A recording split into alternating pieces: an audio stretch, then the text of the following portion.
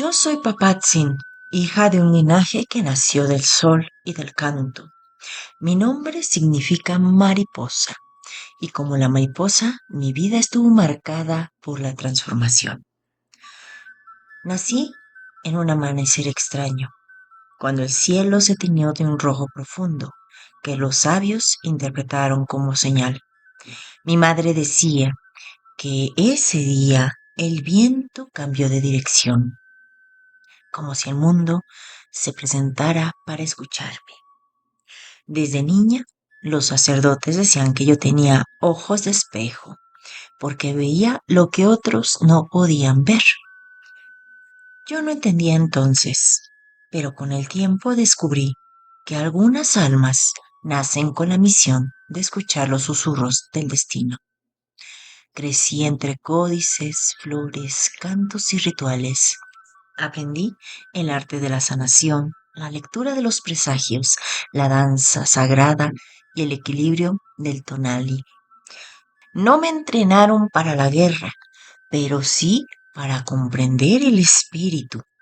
No me enseñaron a empuñar armas, pero sí a sostener la vida. Mi infancia estuvo llena de belleza, pero también de señales. A veces, mientras jugaba en los jardines del palacio, el viento se detenía de golpe, como si quisiera advertirme algo. Otras veces, el agua del lago reflejaba figuras que no pertenecían a este mundo. Yo guardaba silencio, pero mi corazón sabía que algo se acercaba. Cuando crecí, mi destino se unió a un guerrero noble, fuerte y de mirada serena. Él conocía la fuerza del cuerpo, yo la del espíritu. Juntos formábamos un equilibrio que muchos admiraban. Él me enseñó a escuchar el latido de la tierra, yo le enseñé a escuchar el latido del alma. Pero incluso en esos años de armonía, los presagios comenzaron a intensificarse. El lago se agitaba sin viento, el fuego ardía sin consumirse, las aves migraban en dirección desconocidas y mis sueños, una serpiente de luz cruzaba el cielo. Una noche, mientras la luna estaba en su punto más alto, tuve una visión que marcó mi destino. Vi a mi pueblo envuelto en un resplandor extraño, como si el sol hubiera descendido demasiado cerca. Vi figuras cubiertas de metal, montadas sobre criaturas enormes. Vi armas que escupían fuego y el rostro de mi gente lleno de confusión y dolor. Desperté con el corazón ardiendo. Sabía que algo venía, algo que cambiaría para siempre el rostro de nuestra tierra. Fue entonces que caí enferma y no había remedio que me pudiera aliviar. Aquellas extrañas visiones se hacían cada día más y más potentes. Me mostraban cosas y, y lugares extraños. Mi hermano Moctezuma, el emperador, nunca hizo caso. Tenía una forma muy suya de entender y aplicar lo que él decía, el conocimiento y la sabiduría. Lecciones y virtudes que, claro, acompañaron a reinar, acostumbrado a gobernar bajo sus excesos y mano dura, imposible de convencer de otra cosa que no fuera su verdad, porque la verdad estaba ahí, pero su verdad era la que gobernaba. No me detendré a señalar su reinado ni de las atrocidades que durante este acontecieron. En fin, llegamos al punto de mi muerte, o por lo menos mi primera muerte. Una sensación indescriptible de dolor se apoderó de mí, incapacitándome para hablar, para pensar, incluso de respirar. Y fue ahí donde efectivamente morí. Mi muerte fue acompañada de gran pesar por parte de todo mi pueblo, de toda la gente que me rodeaba, mi gente de servicio, mi familia, mi esposo amado. El cortejo fúnebre estuvo acompañado de mucha gente. Iban sacerdotes con los enormes penachos y capas, iban guerreros, mi hermano encabezando el cortejo, y fue a depositar mi cuerpo en una de las grutas floridas del palacio donde yo solía bañarme. Amaba ese espacio, amaba ese lugar, y creo que fue el lugar precisamente adecuado para que ahí depositaron mi cuerpo. Ahora deja cuento. ¿Qué pasó después? Pues resulta ser que una niña me encontró al siguiente día. Yo me encontraba descansando y peinando mi largo cabello junto al lago, donde me encantaba bañarme. En ese momento, la niña venía a hacer algún pedido, algún mandado por parte de la casa de uno de los sirvientes. Yo en ese momento llamé a la niña con dulzura. Ven, pequeña Cocotte, acércate a mí. Ella, sin dudarlo, se acercó a mí, sabiendo que a su corta edad desconocía completamente los procesos de la vida y la muerte. Ella solo jugaba y saltaba. Así pues, pedí yo que fuera a la casa del sirviente, a traerlos aquí conmigo, pues tenía en efecto algo urgente que compartirles y necesitaba ver a toda costa a mi hermano, el emperador Moctezuma. La niña corrió y fue por ellos.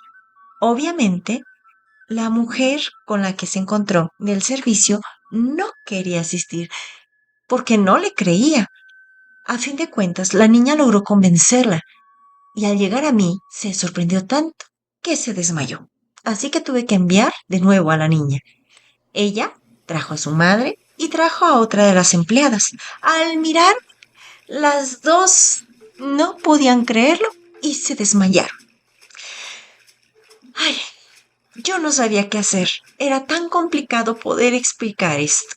Pues yo había escapado del mismísimo Mictlán, el mundo de los muertos. Por fin, un hombre del servicio, a quien le dije, por favor, acude con mi hermano el emperador y tráelo hasta mí, pues hay algo urgente que debo que decirle. Dile que su hermana, la Papatzin, lo está llamando. Obviamente el hombre, aterrado, tanto por verme a mí de pie, como de la petición que le acababa de hacer, porque, bueno, vamos a saber que mi hermano no era fácil de convencer, era muy desconfiado de todo, hasta de su sombra. Entonces, que llegara este hombre del servicio a decirle, su hermana lo necesita al pie de su tumba, donde ayer justamente la fueron a depositar, necesita verlo con urgencia. El hombre no quería, pero para nada. Decía, no, me castigará de una forma tan terrible que yo no regresaré. Por lo menos me va a desollar el cuerpo de tanto latigazo que voy a recibir. Así pues, dije, muy bien, no vayas con él. Por favor, ve con esa Walpurgis, quien seguramente te atenderá. Así pues, lo hizo. Acudió hasta él, quien era mi esposo. El hombre hizo acopio de todas sus fuerzas y trató de explicar con lujo de detalle lo que había pasado hasta entonces. Sucedió que Nezahualcóyotl llamó a Moctezuma, mi hermano, con el fin de hablar con él.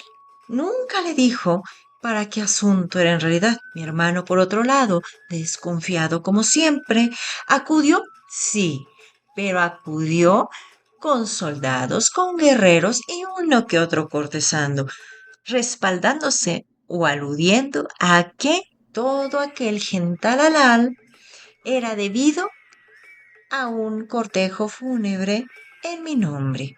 Así pues, al llegar hasta sus puertas, él y toda la comitiva quedó espantada, asustada, horrorizada y confundida al mirarme de pie.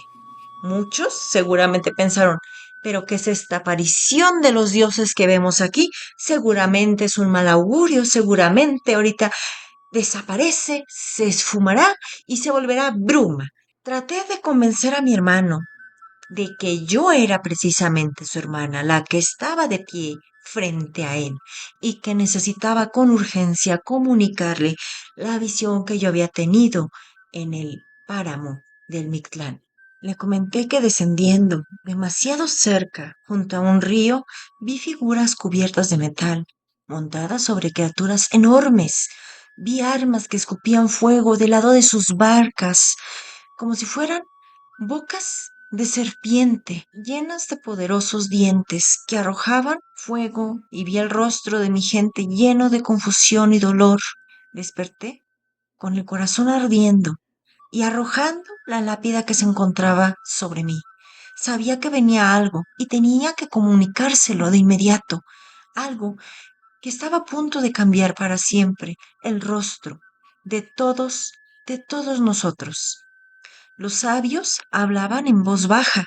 Los sacerdotes realizaban rituales sin descanso una y otra vez, y algunos que otros decían que aquella enfermedad de la que había sido víctima había acabado con mi mente. Los gobernantes buscaban respuestas en códices muy antiguos, calendarios, pero yo sabía la verdad, y mi hermano se negaba a escucharme, mi hermano se negaba a aceptarla. Yo sentía el temblor del mundo en mis huesos. Un día, mientras caminaba por la orilla de este lago, el agua se abrió en un remolino y una figura emergió por un instante. No era humana, no era un dios, era un mensajero del destino. Su voz no se escuchó con los oídos, sino con mi espíritu, ese que siempre me había hablado. Prepárate, hija del sol, el mundo que conoces está por transformarse. Y sí, me transformé de una princesa que amaba la tierra a una princesa que hablaba desde el espíritu. Cuando los primeros rumores llegaron, muchos no creyeron, decían que eran comerciantes, viajeros, quizá enviados por algún tipo de dios, pero yo los reconocí de inmediato, pues detrás de sí, la sombra que había visto en mis sueños lo acompañaba. Los vi desde lo alto del templo cuando llegaron a nuestras tierras, hombres con piel clara, cubiertos de metal que brillaba como obsidiana mojada, justo como los había visto. Venían montados en criaturas, mitad viento, mitad trueno. Sus armas escupían fuego, su lengua era áspera, desconocida, como si el mundo mismo se quebrara al pronunciarla. Mi espíritu tembló, pero no de miedo, tembló de certeza. El cambio, aquel que tanto habían temido, había llegado. Mi pueblo se dividió. Unos querían recibirlos como enviados divinos, cosa que justamente mi hermano hizo, algo que a todos nos dejó atónitos cuando llegaron, porque era imposible que alguien, incluso yo como su hermana, su familia, me acercara y lo pudiera tocar. Él lo permitió, incluso cruzó un fuerte y fraternal abrazo con este desconocido. Otros, quienes más veían esto, querían enfrentarlos con la furia de nuestros ejércitos. Yo me mantuve en medio, como puente, como voz, pues sabía que la guerra sería inevitable, pero también sabía que la violencia no salvaría lo que estaba destinado a transformarse. Mi amado marchó al combate. Yo lo despedí con un canto antiguo, uno que habla de la unión entre el cuerpo y el espíritu. Él me prometió volver, pero en mi corazón ya sabía que camino sería otro. Cuando la guerra estalló, la tierra misma pareció llorar. Los templos ardieron, los cantos se apagaron, el eco de los tambores se mezcló con el estruendo de armas desconocidas. Yo ayudé a los heridos, recé por los caídos, sostuve a las madres que perdían a sus hijos. Mi fuerza no estaba en la batalla, sino en la resistencia del espíritu. Mi muerte, mi tránsito hacia el mundo del espíritu real y definitivo fue un llamado, una certeza y el regreso al hogar. Una noche, mientras el cielo se teñía de rojo nuevamente, sentí que mi espíritu era reclamado por los dioses. No hubo dolor, solo un profundo silencio, como si el mundo contuviera el aliento. Cerré los ojos y me dejé llevar, pero no desaparecí. Me convertí en raíz, en viento, en memoria. Hoy Camino entre los recuerdos, soy la voz que susurra en los campos, la mariposa que se posa en el hombro del guerrero, la intuición que guía a las mujeres fuertes de mi pueblo. Yo soy Papatzin, princesa, sí, pero también guardiana del espíritu de mi gente, testigo del amanecer y del ocaso, puente entre lo que fuimos y lo que aún podemos ser. Mientras alguien pronuncie mi nombre, seguiré caminando entre ustedes.